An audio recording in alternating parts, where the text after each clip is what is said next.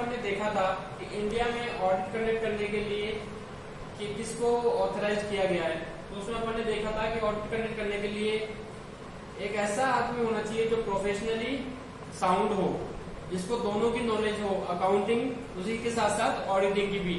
जो ये भी बताया गया था उसमें जो कि चार्टेड अकाउंटेंट्स एक्ट 1949 जो है, जो इंस्टीट्यूट उसके द्वारा फॉर्म किया गया है एक्ट का, institute of chartered accountants of India का, उसका एक वो मेंबर होना चाहिए जिसे हम चार्टेड अकाउंटेंट भी कहते हैं, CA.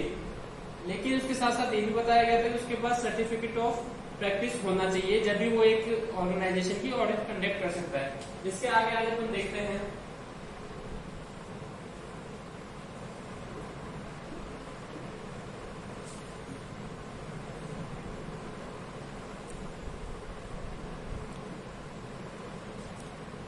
Qualities of an auditor, मतलब ऑडिटर में कौन कौन सी क्वालिटीज होनी चाहिए, या फिर अपन कह दें कि एक अच्छे ऑडिटर में, ऑडिटर नहीं एक अच्छे ऑडिटर में कौन सी क्वालिटीज होनी चाहिए ताकि वो ऑडिट को प्रॉपर वे में कंडक्ट कर सके, साथ ही साथ जिस मोटिव या जिस व्यू के साथ वो कंडक्ट करी गई है वो फुलफिल हो सके। तो आज अपन इसी को समझते हैं।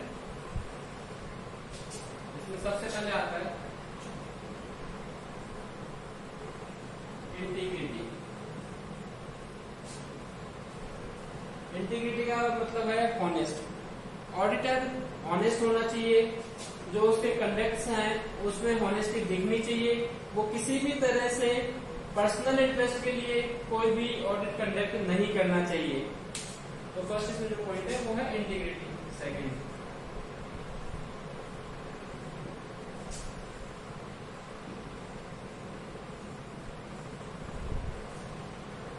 ऑब्जेक्टिविटी।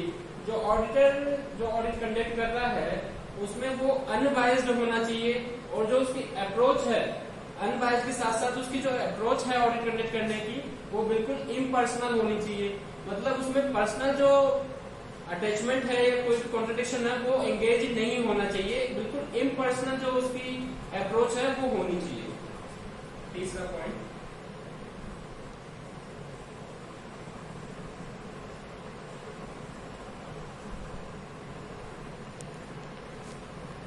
इंडिपेंडेंस। जो ऑडिटर ऑडिट कंडक्ट कर रहा है वो अपने एक्ट में बिल्कुल इंडिपेंडेंट होना चाहिए। जो उसकी एक्शंस हैं या फिर जो अप्रोच है वो किसी भी तरह से, या फिर जो उसका जजमेंट है वो किसी भी तरह से दूसरे किसी पर्सन की विल के अकॉर्डिंग सबऑर्डिनेट नहीं करना चाहिए। इसका मतलब ये है कि वो किसी से भी इन्फ्लुएंस नहीं होना चाहिए ऑडिट करते वक्त, चाहे वो क्लाइंट हो, चाहे मैनेजमेंट हो, चाहे कोई भी उसका ऑर्गेनाइजेशन का वर्कर हो। बिल्कुल अनबायस्ड तरीके से उसको अपनी जो कंडक्ट है ऑडिट की वो करनी होगी, क्योंकि अगर वो अनबायस्ड होकर किसी भी ऑडिट को कंडक्ट करेगा तो जो ऑडिट का मोटिव है true and fair view present करना, वो तभी कर पाएगा जब वो उससे अपने आप को इंडिपेंडेंट रखता है। इसी के साथ साथ उसमें ये देखना पड़ेगा कि जिस ऑर्गेनाइजेशन की ऑडिटर ऑडिट कर रहा है उसमें उसका किसी भी प्रकार का इंटरेस्ट नहीं होना चाहिए। मतलब वो उसमें शेयर होल्डर या इसकी एक लिमिट दे रखी है अपने को कंपनीज एक्ट में भी, वो प्रोविजन प्रॉपरली फॉलो होना चाहिए। क्योंकि अगर किसी भी ऑर्गेनाइजेशन के प्रॉफिट में या किसी भी तरह से ऑडिटर अगर उसमें एंगेज है, अगर उसका इंटरेस्ट होगा तो वो अपने आप उसमें बायस्ड हो जाएगा, क्योंकि उसको अपने अकॉर्डिंग या अपने पर्सनल इंटरेस्ट के लिए देख के उसके स्टेटमेंट के ऊपर रिपोर्ट कंडक्ट करनी पड़ेगी। इसलिए हमेशा ये बताया गया है कि एक अच्छे ऑडिटर को अपने जो पर्सनल इंटरेस्ट है वो अपने ऑडिट से दूर रखना चाहिए और उस ऑर्गेनाइजेशन में पर्सनली इंटरेस्टेड नहीं होना चाहिए।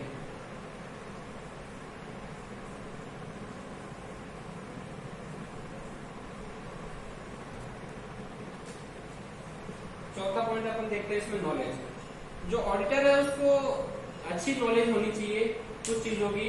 जैसे वो किसी भी ऑर्गेनाइजेशन का ऑडिट करने जा रहा है तो उस ऑर्गेनाइजेशन का या उस क्लाइंट का जो बिजनेस है उसकी उसको अच्छे से नॉलेज होनी चाहिए पहले से, कि इसमें किस हिसाब से वर्किंग होती है। उसको अगर वो नॉलेज होगी तो उसके लिए ऑडिट कंडक्ट करना थोड़ा सा इजी हो जाता है। इसी के साथ साथ जो ऑल ओवर इंडिया मान लो चाहे वर्ल्ड मान लो, जो एक इकोनॉमिक जो फैक्टर चल रहा है, साइकिल चल रही है, उसका भी एक उसको आइडिया होना चाहिए कि इस वक्त रिसेशन का टाइम चल रहा है या बूम का चल रहा है, तो इसका मतलब उसको की नॉलेज उसकी थोरोली अपडेट होनी चाहिए। जो नॉलेज अपडेशन प्रोसेस है वो ऐसा नहीं होना चाहिए कि एक बार कर लिया उसके बाद बहुत लंबे टाइम तक आप उसको दोबारा ठीक से नहीं देख रहे। जो नॉलेज है वो कंटिन्यूसली अपडेशन होना चाहिए ताकि वो प्रॉपर ऑडिट कंडक्ट कर सके। इसी के साथ नॉलेज में अपन देखते हैं कि उसको कुछ एक्ट्स हैं जैसे contract act, partnership act, companies act,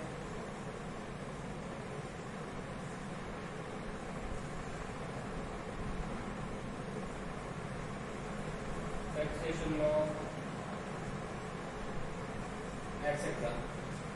contract act हो गया, पार्टनरशिप एक्ट हो गया, कंपनीज एक्ट हो गया, वेरियस टैक्सेशन लॉज हो गए, इनकी उसको एक अच्छी नॉलेज होनी चाहिए तभी वो एक ऑडिट प्रॉपर्ली कंडक्ट कर पाएगा, अदरवाइज वो इसमें कंप्लीट नहीं कर पाएगा।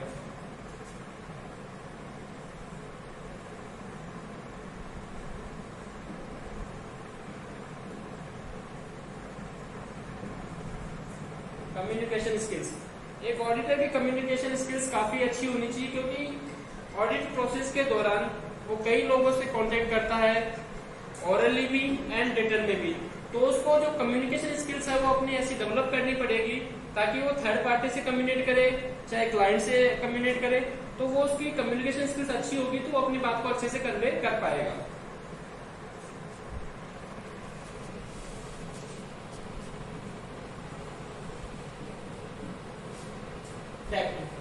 एक जो ऑडिटर है उसको थोड़ा सा टैक्टफुल रहना पड़ेगा क्योंकि वो जो ऑडिट कंडक्ट कर रहा है उसके दौरान वो अपने ऑर्गेनाइजेशन जहाँ पे वो ऑडिट कर रहा है वहां पे कई लोगों से मिलता है और उसको टैक्टफुली ये चीजें अपने हिसाब से देखनी पड़ती है कि किससे अपने को कैसे इंफॉर्मेशन रिसीव करनी है और किसको अपने को कितनी अथॉरिटी देनी है। उसका भी जो पर्सनल स्टाफ होता है जो ऑडिट कंडक्ट करता है, उसके जो असिस्टेंट होते हैं उनको भी उसको डायरेक्शंस देने होते हैं, तो उसको ये टैक्टफुली पता होना चाहिए कि उसको कहाँ तक कितनी लिमिट देनी है किसको।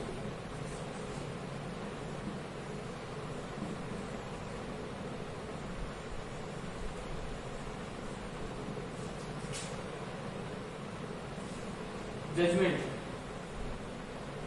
ऑडिट में बहुत सारे वाउचर्स होते हैं, बहुत सारे एंट्रीज होती है, आप सबको चेक थोरोली नहीं कर पाते, कई बार टाइम की भी लिमिटेशंस होती है, इसलिए जो जजमेंट है वो काफी अच्छा एक ऑडिटर का होना चाहिए ताकि वो उसको पता होना चाहिए कि वो कौन से टाइम तक कितने उसको सैंपल लेने हैं, कितने उसको थ्योरीज देनी है, तो उसको ये पता लग जाएगा कि उसका जजमेंट से कितना करना है।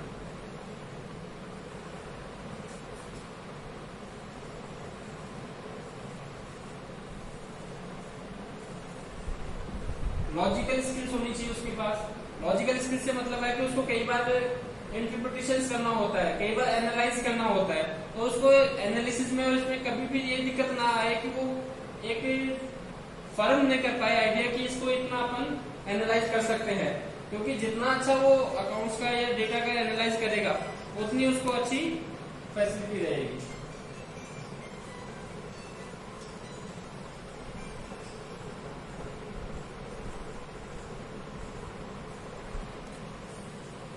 कॉन्फिडेंशियलिटी, एक ऑडिटर को अपने जो ऑर्गेनाइजेशन है जिसमें वो ऑडिट कर रहा है उसके रिकॉर्ड के लिए कॉन्फिडेंशियल होना पड़ेगा।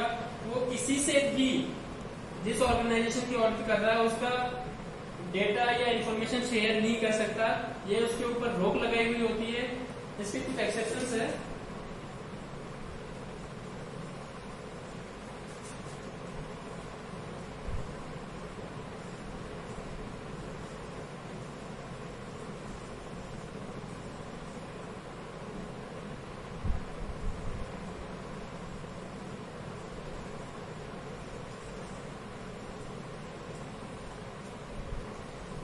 कॉन्फिडेंशियलिटी वो उस ऑर्गेनाइजेशन की जो इंफॉर्मेशन है वो तभी शेयर किसी से कर सकता है थर्ड पर्सन से जब उसको परमिशन हो क्लाइंट की, परमिटेड बाय क्लाइंट।